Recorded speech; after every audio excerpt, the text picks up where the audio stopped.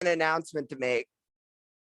We did not make the announcement previously, and just because we weren't exactly sure. If you notice that we have Brigid joining us today, we don't have Becca, and the reason is good news. Becca got a new full-time job and has stepped back a lot less from advocacy, autism, all of this. And I asked Brigid, who I've known for a while, and if you don't know Brigid, you probably should. Does anyone remember GeoCities? Like, I think this is hilarious, right? GeoCities. Okay. It was like before Google existed, right? Like before MySpace existed. Was it GeoCities forums on the internet? Yep. So Brigid's been involved in advocacy and stuff like for so long, and she is just one of the most entertaining people on the planet. So, and actually, if you want to learn more about Brigid too, your podcast was out this week, right? So I can let her introduce herself. So we have a new host for Two Autistics Talk Money. Brigid is Becca approved. So Becca is, again, currently, she's either like a vet tech or something. And if you know her, she has like 800 animals and dogs. And so she's has a full-time job now, so is unable to continue this. So we'll have Brigid going forward. We'll advertise it a bit more going forward. We didn't want, 50 people for Brigid's first time, although I've seen you present before and you're great. You're better than me. So do you want to introduce yourself? Sure. I'm Brigid Rankowski, and you heard Andrew say I'm better than him. That's recorded now. I am a disability presenter. I live in Portland, Maine. I do a bunch of stuff for different local and national nonprofits. I was before the pandemic, a full-time circus performer, creating my own social circus nonprofit called The Way We Move. I breathe fire, spin a lot of different props, and I'm the reigning Miss Mermaid Maine, because that's exactly what I wanted to be as a small child. I just didn't know that it was a thing. So that's kind of me in a nutshell. So wait, you always wanted to be a mermaid? I want to be like weird ethereal creatures. Like, I think there's definitely memes about how if you leave like young girls unattended somewhere, like they'll make potions out of like mud and stuff. But I always used to love swimming, love the ocean. It just was a matter of time before I like solidified what mystical creature I was going to be. So, and guys, if you have specific financial, anything related, please put it in the chat. This is kind of like just our, again, it's not our first time, Brigid and I speaking or, about money or anything. But if you have something specific right now, we're just kind of like doing a general and kind of leaning in. But if you came with a more specific question, as always, I have 50 different money things I can talk about, right? But, and I have a few in mind. But I just want to say that if you're like, I came here to talk about something really boring and you're annoyed that we're talking about mermaids and breathing fire instead, well, that's sad. But I told my friend that I was doing this, and in order to like tie it all together to make it on topic, it gave me a Little Mermaid coin purse. That is so cool. How much money do you have in it? I have 0. Did you ever watch the Rugrats? Of course I did. Okay. Do you remember that episode where there's the $100 bill at the playground? Yes. Okay. Like, I swear, like, that's a lot of money. Like, if anyone else can like chime in or anything, if they remember that, like that episode, like I remember so well. It was just like, wow, like, what could I buy with $100? I don't even know what I would buy now with $100. I mean, it's still not like an insignificant amount of money, but it seems like you could buy the world with $100 when you're like 5 or 6. Well, and also like before inflation, like $100 back in like the 90s and stuff. Like that's a lot more than even $100 now. Yeah. So actually, I am going to give everyone a really simple rule. Brigid, do you know what the rule of 72 is? No. It's actually really easy. It's how people think I'm better at math than I am. I am good at math. You would hope so. But no, in all seriousness. So the rule of 72 is if you want to find out how long it will take for something at an interest rate to double, you divide it by 72. And it almost always works. So to give you an example, if you take 7% a year compounded, right? You take 7 divided by 72, right? It's almost 10. It's 10 years. Okay. I see you getting a calculator. I was. Yes. And it's one of those things where we're not really sure why it works, but it works. So if inflation's average 3%, right? Well, then I know that 3 times 24, 72. 24 years ago, things cost half of what they did. Ooh, that explains So- why like bags of chips used to be only a quarter. Are they 50 cents now? Yeah, like the little ones and stuff. Yeah. So anyway, that's just like a fun, simple rule. You'll seem way smarter than you are if you just remember that rule of 72, because then you can be like so quickly be like, nope, yeah, 7% doubles 10 years. Like I got this, right? Or 5% is 14. And then once you just know the few, like then you just have those memorized. So anyway, that is how I knew about in the 90s, about half rule of 72. Okay. See, that was money-ish related. Yeah. But yeah, actually, so I went to the casino on Friday because my wife went to Cape Cod. So what else am I going to do? Right? Because I haven't been in like over a year. We have one in Springfield, Massachusetts. Actually, in Connecticut, we're home to just about nothing, but like the largest casino in North America, which is weird. And it's in the middle of nowhere. So, but no, I basically played like some blackjack and I got, I ended up making $300 and I got dinner. So, but anyway, so I had it in my wallet. My daughter's 3.5. I take out, I had like 100 that I still had that we were going to put away. My wife says, tell her to put it in the piggy bank. This is last night. And I think she would have appreciated like 2 pennies more than the $100. I don't think she quite grasped why that was like way overkill for her piggy bank. I hope she just didn't lose it, but it was kind of funny at the time. Renata, the topic, I have one in mind. It's a bit of maybe risk management, but that also seems really boring. And Brigid's really exciting.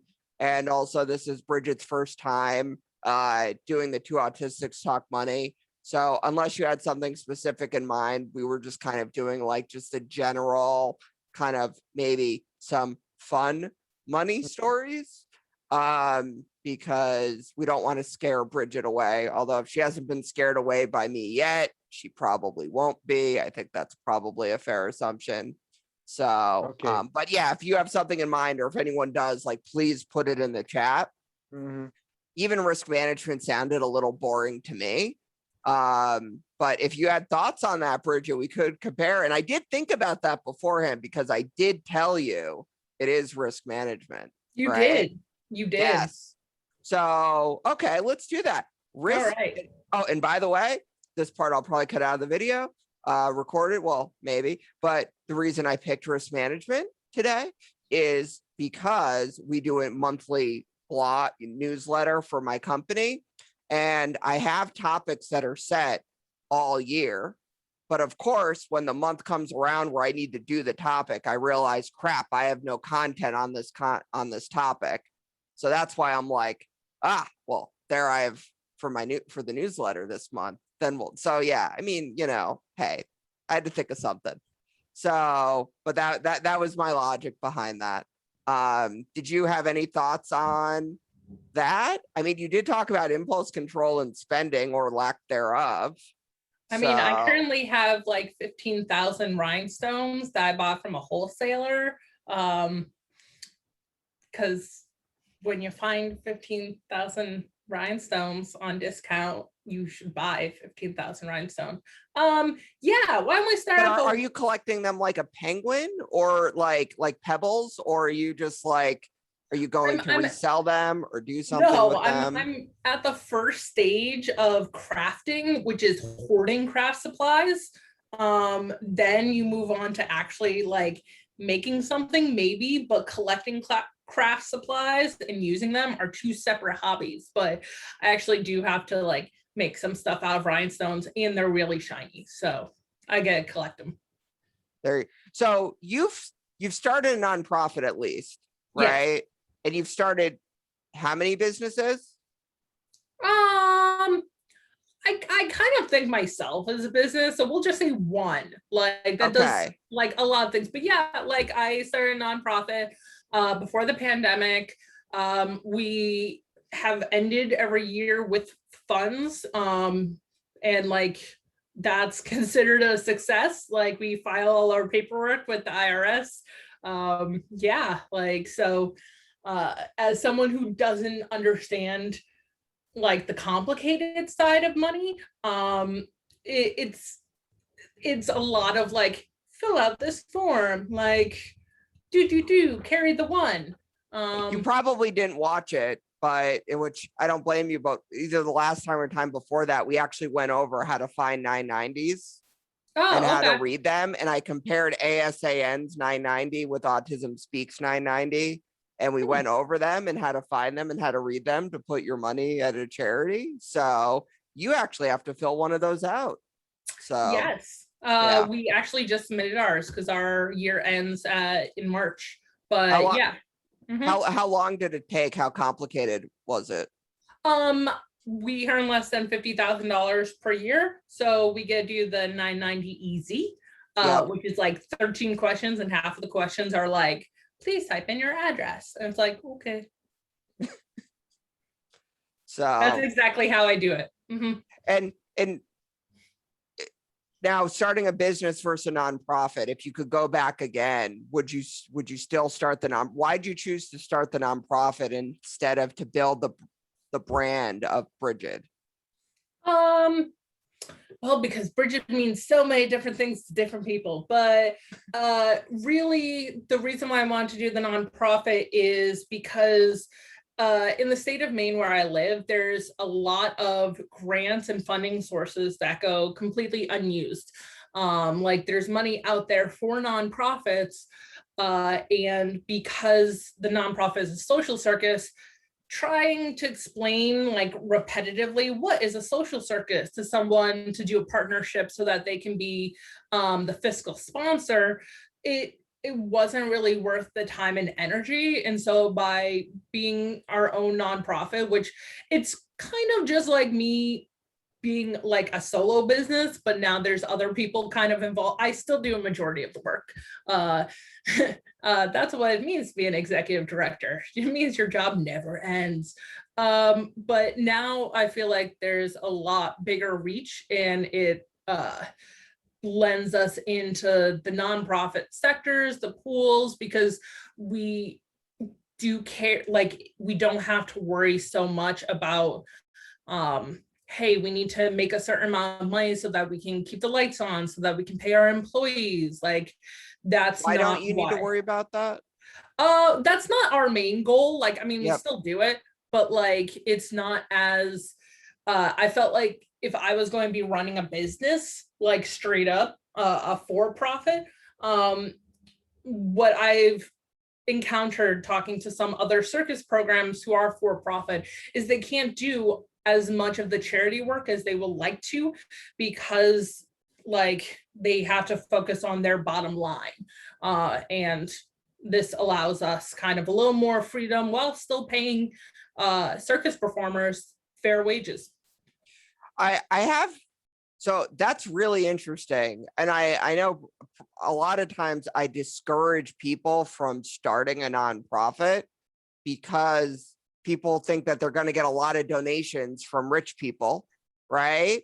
Or because, yeah, and I see you laughing, but I will say I think it's very valid, and but it's a lot of work. It's not cheap. You have like things you need to do, which is very descriptive.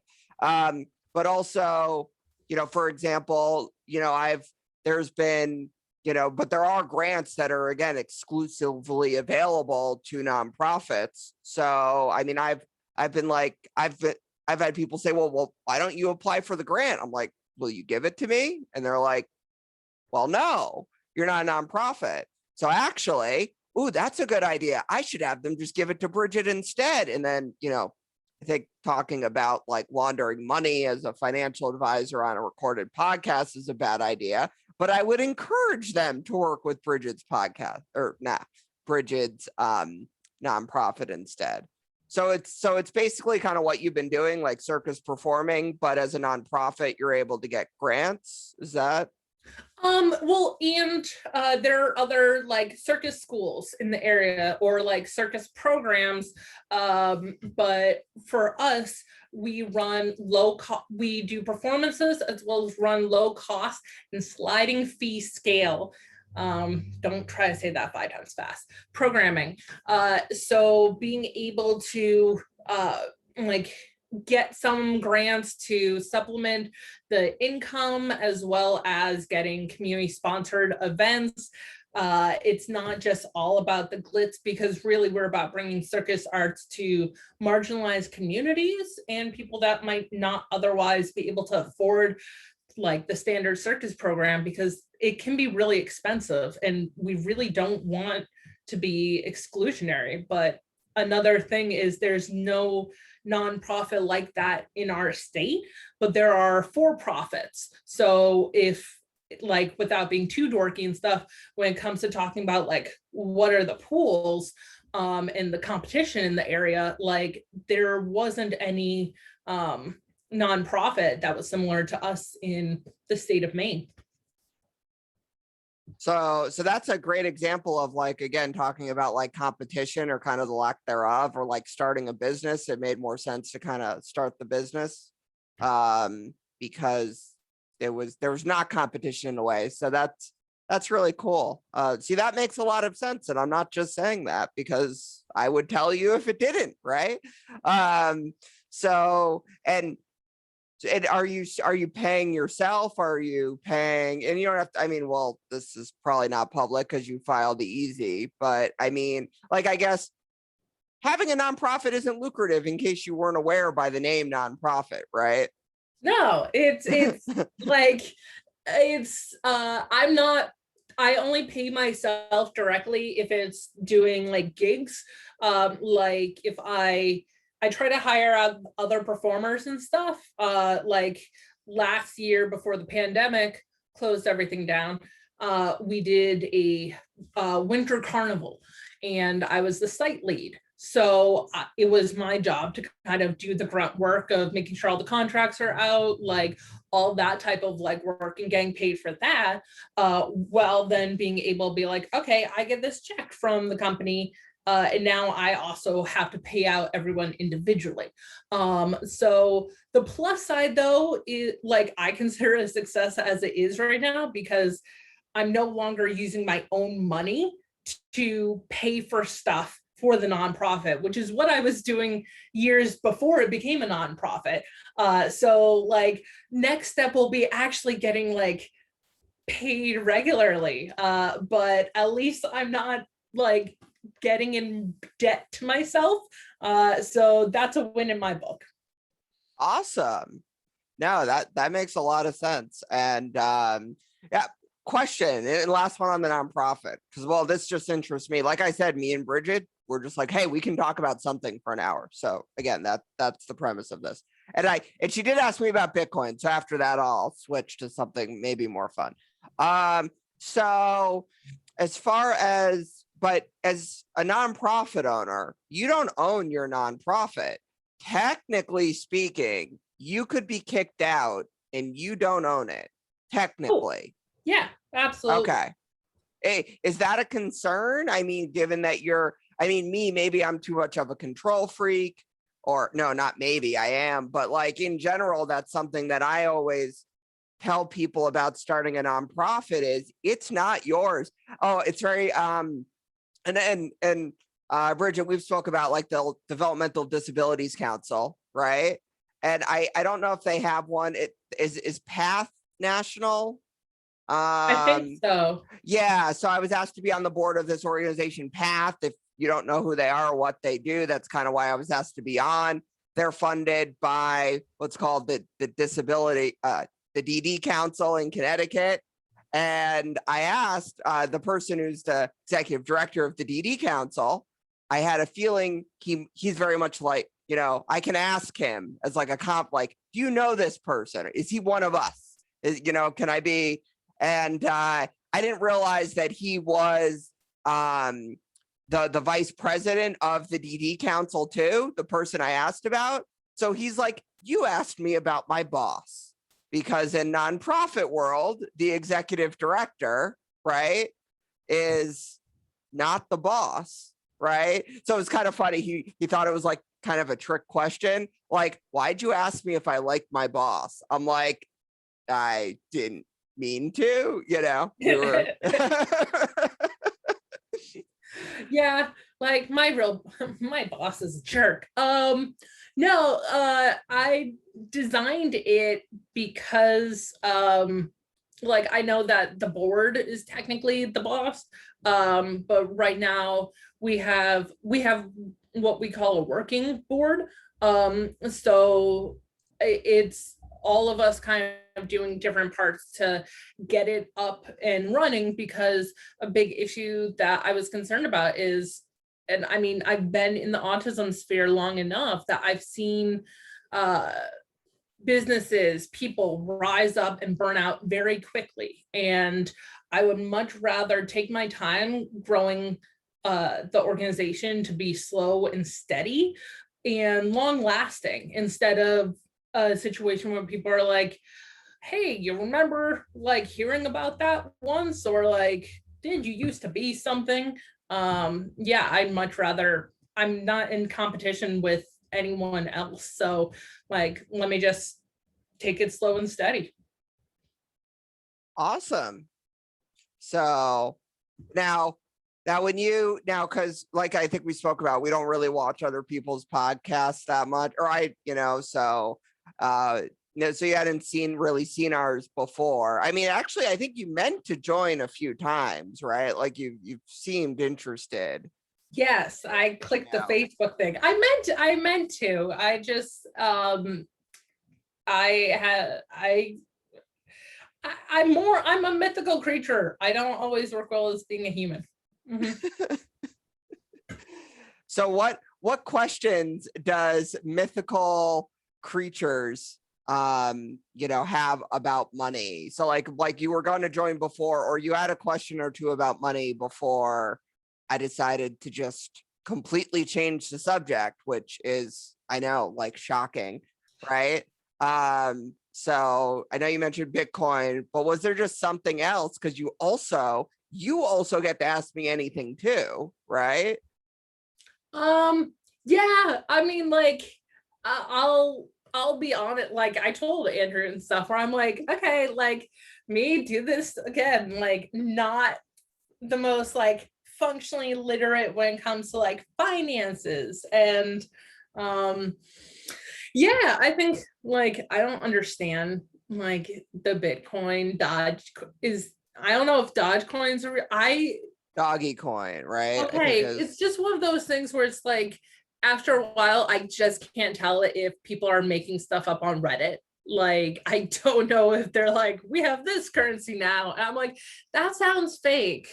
Like, well, that's actually a really good point. Like, because at what point is making it up and it being real like the same? Because on one hand, it is completely made up. Somebody made it up. But on the other hand, it's, I mean, I think the term would be fungible, right? Which is, by the way, just like one of my favorite words in the English dictionary. Is like I had to study for one of my securities tests, and it was on like commodity futures, and like I found it fascinating. Nobody else did, and it said the word fungibility a lot. So I had a very hard time just reading the book because something being fungible. Anyway, yeah, which basically means that it can be again exchanged for something else, right? So like, okay, that wasn't a great way to explain it, but yeah, but fungible, yeah. So yeah, see, such finance. Dog E, did I say it right, Autumn? So I am horrible at words. Dogi. Yeah, Dogi. Oh yeah, like dough. Okay, yeah. I actually am yeah. You can unmute. Yeah, sure, please. Okay, I know yeah, you've no. spoken about it before. So Yeah, it's pronounced Doge. Doge. Say that Doge. again. Doge. Okay. With Doge. the like the J sound kind of. Yeah. Okay. I am always the person where when I like see a movie and I had the character's name and I read the book, I've been saying their name wrong like the entire time in my head. So thank you for correcting us on that. But there's a meme that says something like never think less of somebody for mispronouncing something because it probably means that they read it somewhere. Right? That's actually really good. Yeah, I was actually I meant like yeah, actually, I was in one of my other 5 million jobs. I work as a standardized patient, and we were talking about that as a what? earlier. Yeah, a standardized patient. What's that? I work with med schools and medical professionals and stuff to pretend to be sick or have ailments, and then work on their bedside manner of like, hey, you should not yell at this person.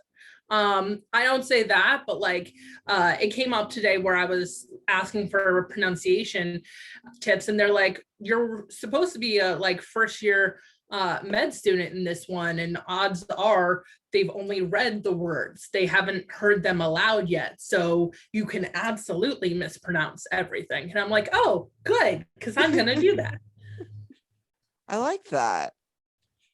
So okay, going back to is something made up, and the answer is, I mean, yes, but like so is everything, right? Something only has value because, oh yeah, Autumn, I mean, honestly, you probably like know more about this than I do currently. I have mine too. I know enough actually, and if you wanted to give like a presentation in the future on it, like, but yeah, feel free, give a little short, Autumn, if you want, that would be fantastic. Okay, yeah, no, so I'll keep it brief, but basically there's kind of two components to cryptocurrency. And it varies a little bit by which currency you're talking about, but a lot of them, particularly the older ones, are based on the idea of searching for extremely large prime numbers. So your computer is kind of digging around, doing mathematical equations, looking for extremely large prime numbers. When you find one, that's a coin. And the quantity of them in the network are supposed to be known. So there's only that many in the network. You find one and you get that as part of your ledger that belongs to your account. Typically they do shared pooling. So everybody pools their resources together and then splits them up proportionally based on how much they mine. But the general idea is your computers are looking for very large prime numbers. They find one, they get a coin. And then you've got the ledger part. The ledger part is basically everybody who participates in that network is saying, yep, I saw that. I have got a copy of it right here. So it's sort of like if everybody in the world watched every sales transaction at every convenience store and said, yeah, I saw this person give this person that much money. It's basically saying this address that this person has the private key to. So the private key is only known to that person. The public key is a representation of that address. This person that has this private address owns this many of this coin. And then when they spend it, it all goes in the ledger. So every coin that's ever moved anywhere is tracked in the ledger throughout the entire history of it. But one thing that at least I explain to people is that, you know, that because you did it from my understanding to him, please correct me if I'm wrong, and I mean that. There's a first time for everything. No, I'm just kidding. So, but that the technology itself is completely separate from the value of the currency, right? Or if you want to commodity, whatever you want to call it. I mean, I think of things like Bitcoin as more like digital gold because, as you said, there's a known amount available. There's a limited supply. It's more like a resource. It's actually a really poor currency, all things considered. But the technology underlying it, the blockchain technology, that's really cool. And I think that well, for one, there's a lot of hype when something's unregulated, and when something goes up a lot, people are always very like, there's always this fear of missing out, right? FOMO. Like everyone is like, oh my God, if I had done this, then I'd have this much more money or that much more money. And, you know, we don't need to take a step back because hindsight's always 2020.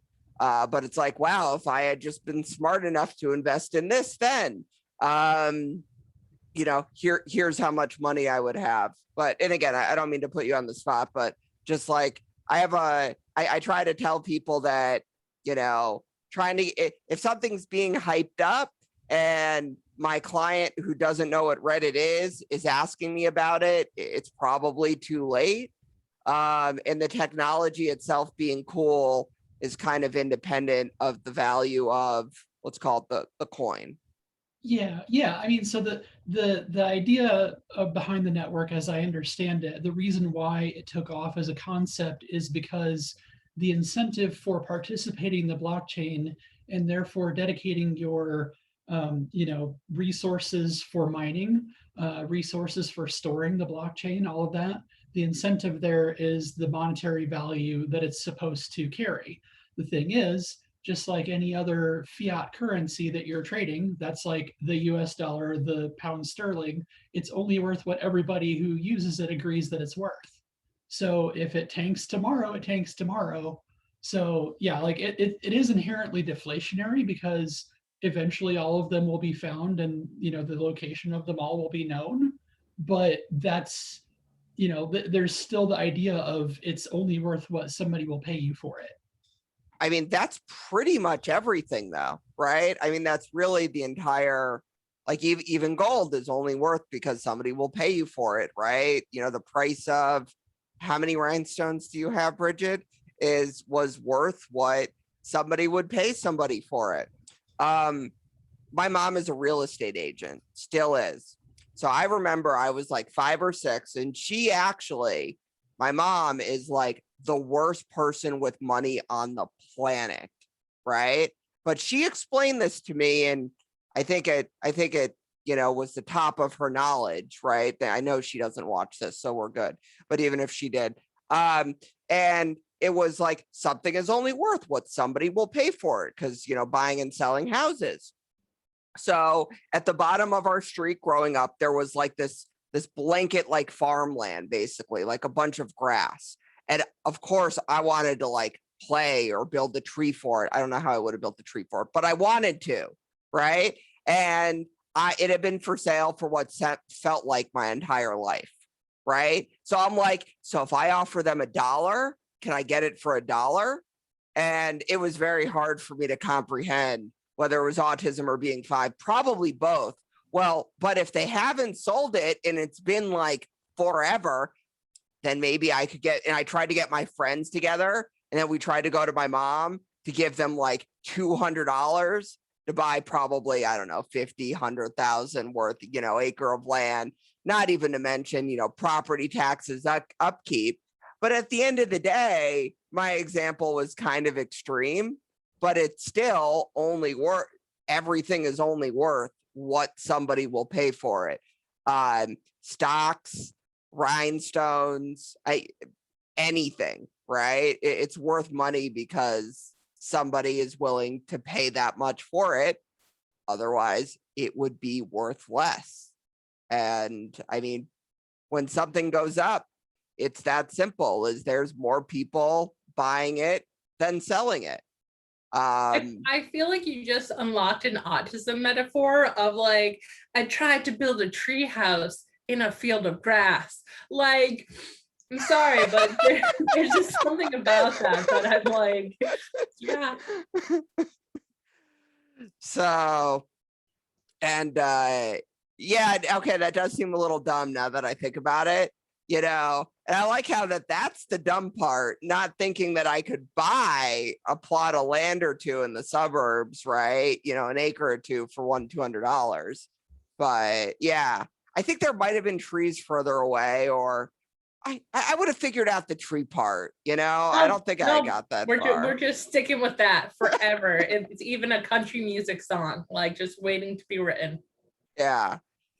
And oh yeah, something like 10 billion, yeah, Zimbabwe dollars. And yeah, every currency is, you know, worth something against another currency. So usually that's why like most things are priced in US dollars. So like, no, okay, probably nobody cares about this. Maybe Autumn does. Like the price of gold can go up, you know, can stay the same in US dollars.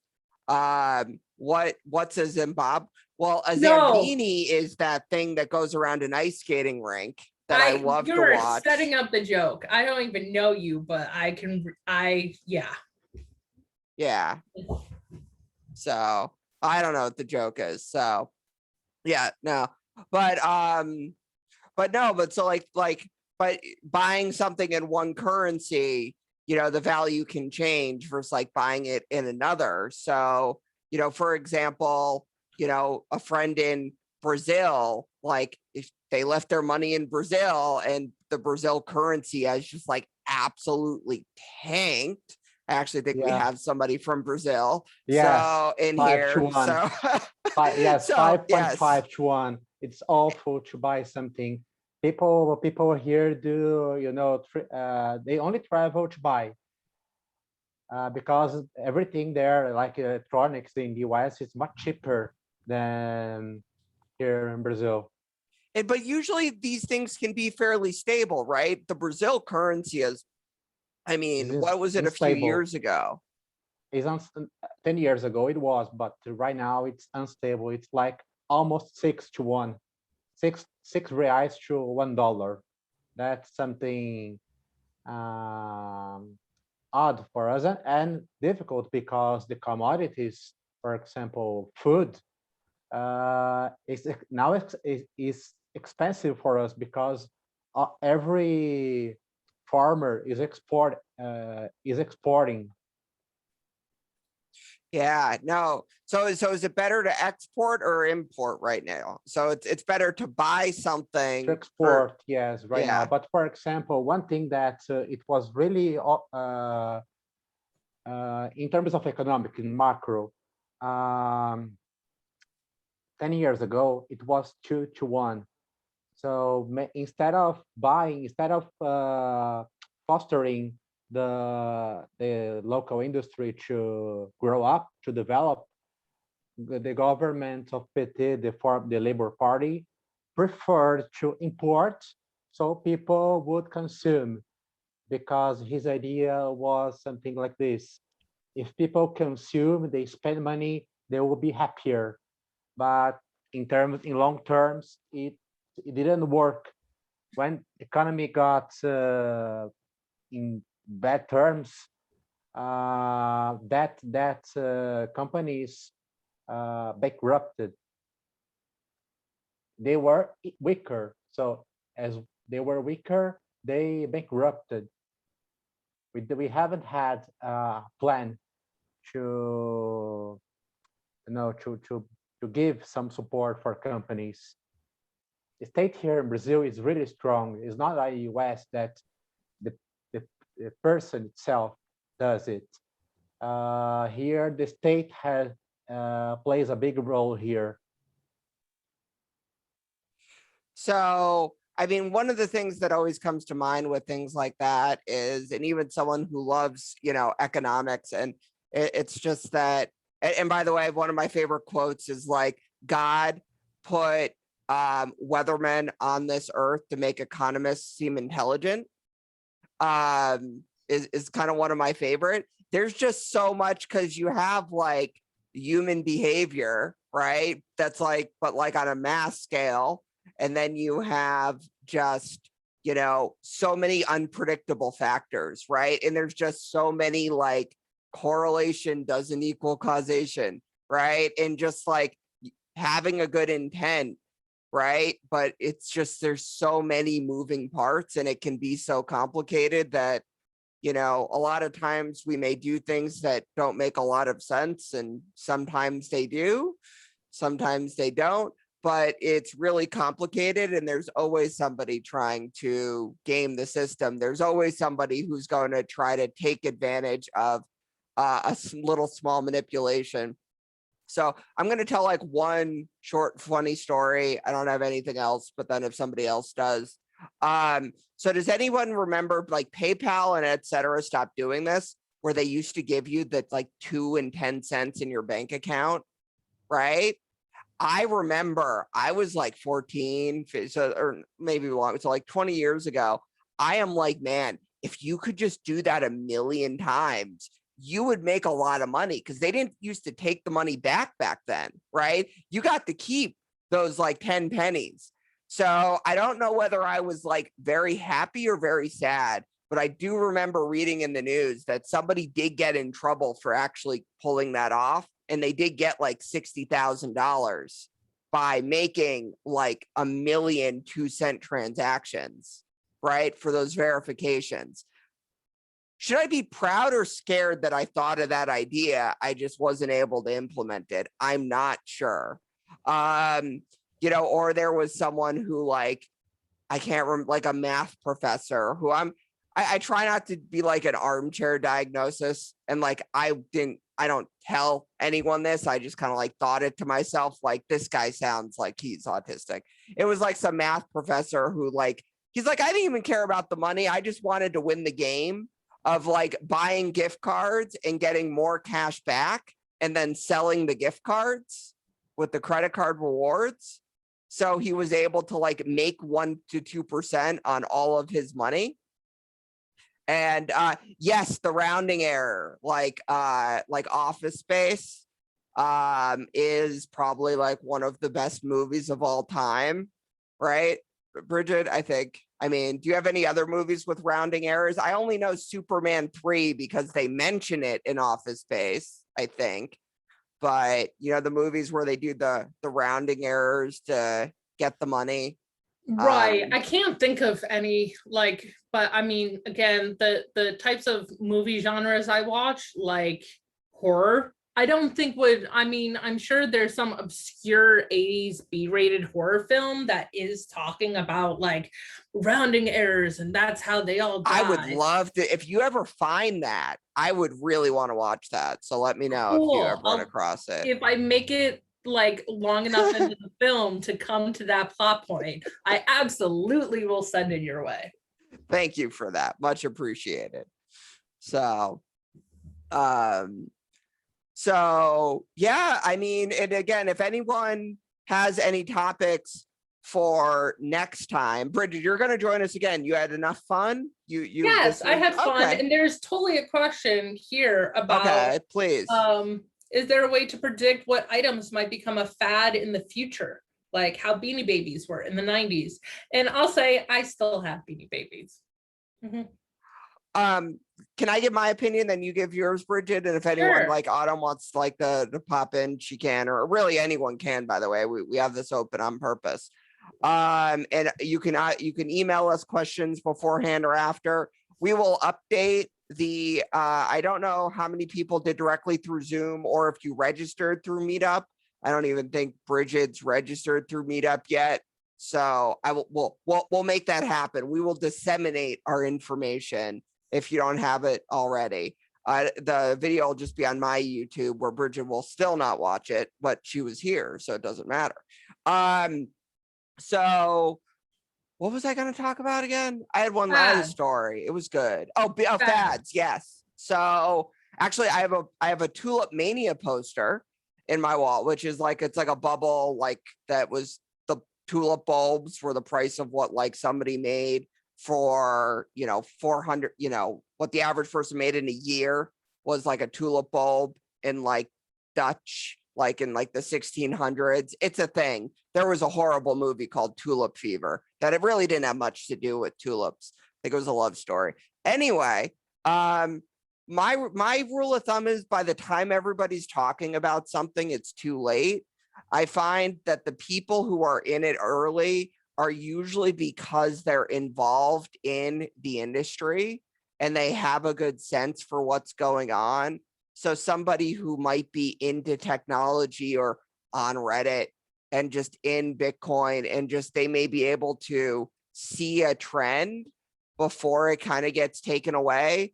So, and yes, I found, Bitcoin, et cetera, by working in IT.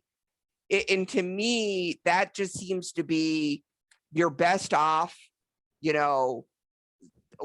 thinking about your industry and where you're kind of more the insider or you have more specific knowledge.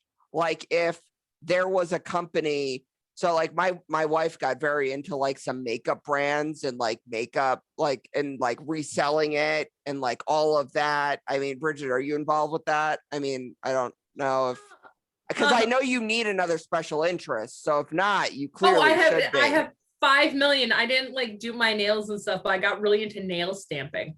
Like, okay. And like, trust me, like the nail polish and nail stamping world, like, whoa. But yeah, I know people that do the makeup reseller and stuff. Yeah. But even nail polish, like you would know, like if an upcoming brand or like if you like handbags and you're following it and you're just like, I think in order to help predict a fad, I think either you need to try to know everything, right? Which I think is probably impossible. Or more if there's a few if you can figure out one or two in a specific type of area where you're just heavily involved, right? And just because you know things. So like if there was, I don't know. I can totally tell you there's a company called Hollow Taco for nail polish, and they release these like collector boxes and stuff like with like a new release, and the collector box with the nail polish will cost like maybe $70, like, and they've been only doing it for like 3 years or something, but the boxes, just the straight up box, not even with anything in it, sells for a couple $100 now, like, because people want to collect them all, and like there was only a limited edition of them. Yeah. So that would be something where, now, how long have you known about that? Like probably like about 2 or 3 months and stuff. Okay. But yeah, again, like they just did another release for a new collection, and I had friends that were like, oh, maybe I can get it to like resell the box or something later on. And I'm like, I don't like that nail polish, so I'm not even gonna like waste my time with it. Also, because I'm not a vulture. Fair. So, but like, let's say that was a company that was like I remember like Stitch Fix before you could buy stock in them, right? And just hearing it, just Stitch Fix is the company that sends you like the clothes to try and like send back. So, I mean, I think I tried it like once or twice, but like you can just see things like that are cool, but I think you have to be like an insider in an industry. Otherwise, it's so they like holographic things.